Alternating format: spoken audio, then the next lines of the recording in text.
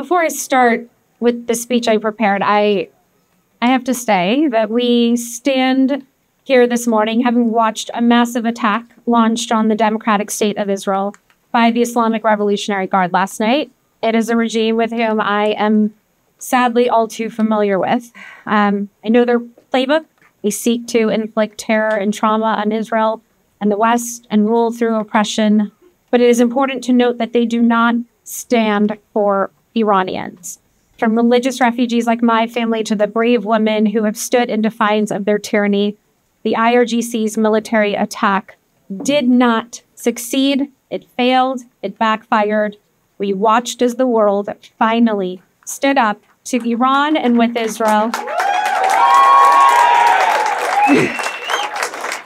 We watched as nations like Saudi Arabia and Jordan coordinated with the United States, United Kingdom, and allies across the globe in an unprecedented way. We watched as once again freedom and Israel prevailed.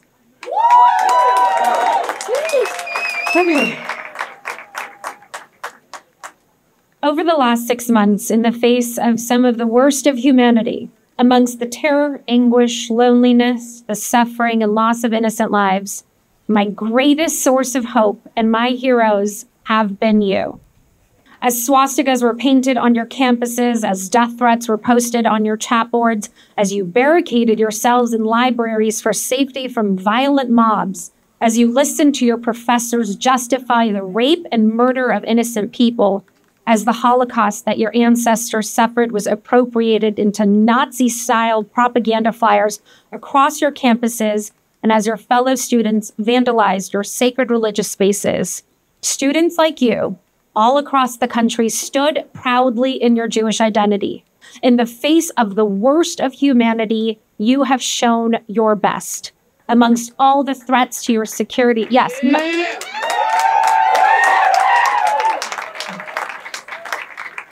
Matan, I was counting on you, so thank you for that. Amongst all the threats to your security in the spaces where you should actually feel the safest, you have stood up against all the targeted hate, dehumanization, propaganda, and violence. You have done the brave, heroic work of holding your space, of being proudly Jewish and not being cast into the shadows. Before I turned 6 years old, my family and I fled our homeland and the brutal regime of the Islamic Republic of Iran. We became refugees trying to survive and escape religious persecution.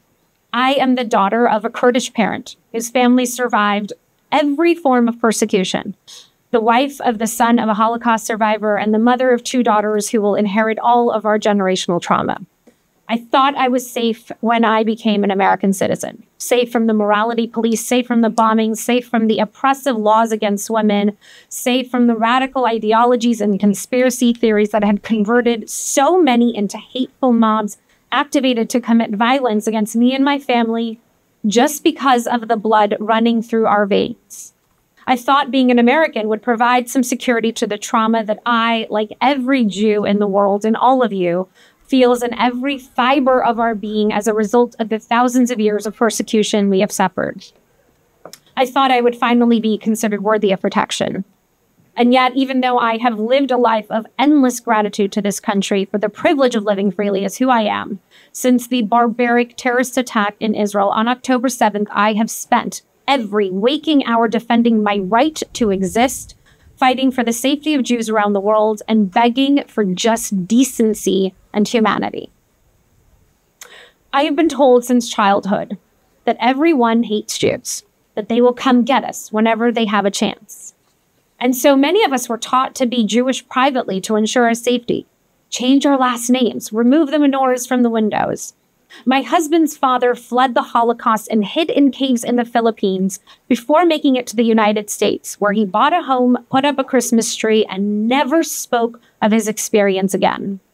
Be quiet. Don't rock the boat. Don't just blend in. Don't draw any attention to yourself.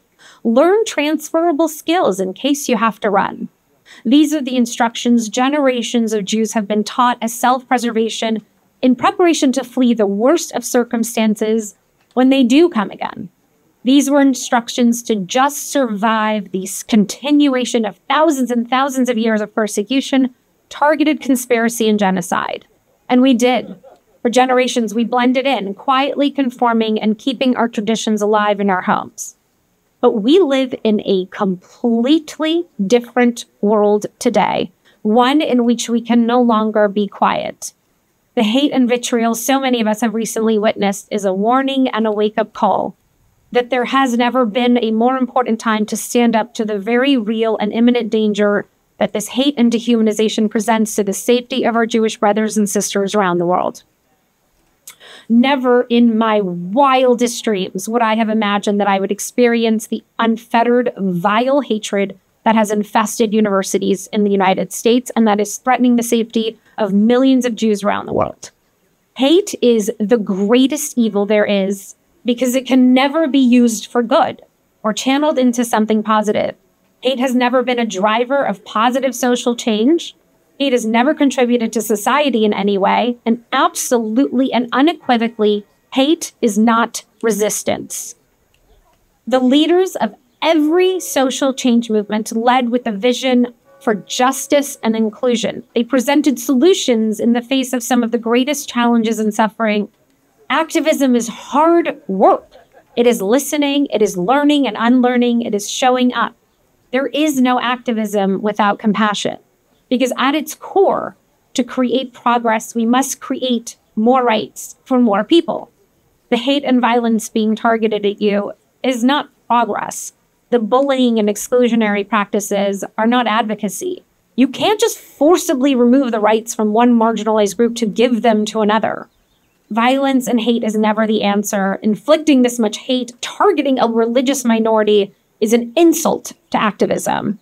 To actually advocate for change, we must actually advocate for a better world for all of the people impacted.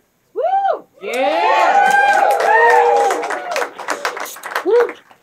Through the silence of so many who have seen this hate unfold before their very eyes, it is you all that have shown true resistance and moral clarity. Your leadership on campuses, lobbying school faculty and administrators, appearing before Congress, working with local, state, and federal governments, writing op-eds, and appearing at countless events across the country, or openly sharing your stories. The way that you have shown up in this moment and for our community will forever change the course of our history as Jews. While it shouldn't be courageous to be openly Jewish on campus, it is. You represent the best of what this moment in time demands and the path forward, and you are truly the people we have been waiting for. As someone who has spent the majority of my life fighting to strengthen our democracy, as someone who has founded and has run a nonpartisan voting organization pro bono for the last 6 years, I absolutely believe dissent is a critical foundation of our functioning democracy. I believe in the importance of discourse and organizing, of challenging the status quo. I fled a dictatorship for those rights. I made a podcast called The Dissenters.